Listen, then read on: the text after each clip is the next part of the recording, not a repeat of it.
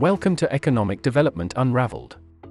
Gross domestic product, in short, GDP, of a nation is the total monetary value of all final goods and services in market prices produced during a period within the physical boundaries of the country. Usually, it is reported quarterly or annually. GDP includes consumer goods and services and capital goods. In short, the concept represents the gross output of the country. Now, let's take a look at the composition of GDP. GDP is the sum of consumption, net domestic investment, depreciation, change in inventories, and trade balance.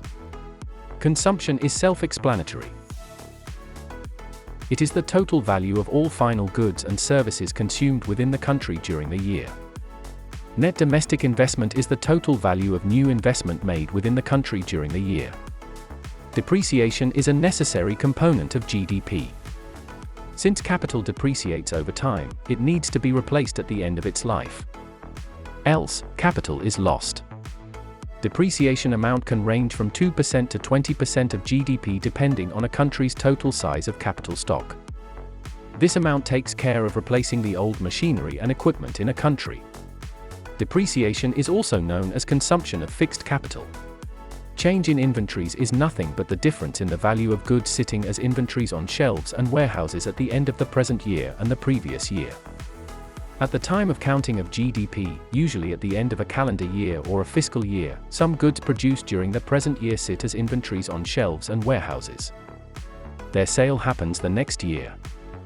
But we cannot exclude them from GDP just because they remain unsold at the time of counting of GDP. Because of the way we measure GDP for any country, even the last year's remaining inventory gets counted in the GDP measurement. So, we have to exclude the value of last year's total remaining inventory and add the value of this year's remaining inventory. This is nothing but the change in inventories. And lastly, trade balance is the difference between the total value of goods and services exported by the country and the total value of goods and services imported by the country.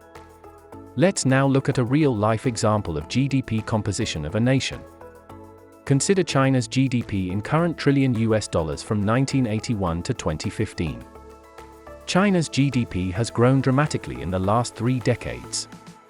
In 2014, the country's GDP surpassed 10 trillion for the first time in current US dollars. Its GDP was 10,350 billion US dollars exactly. The country also made approximately 3.4 trillion in net domestic investment during that same year. Further, a total of 1,330 US dollars was accounted for depreciation. Today, China is the second largest economy with a GDP of 18 trillion US dollars in 2021. The United States has the largest economy in the world with a GDP of 23 trillion US dollars in 2021. If you want to learn more about economics and economic development, dive into the latest, The General Theory of Rapid Economic Development book. You'll find the link in the description below. Hit the thumbs up button if you like this video. Comment and subscribe to watch more videos like this.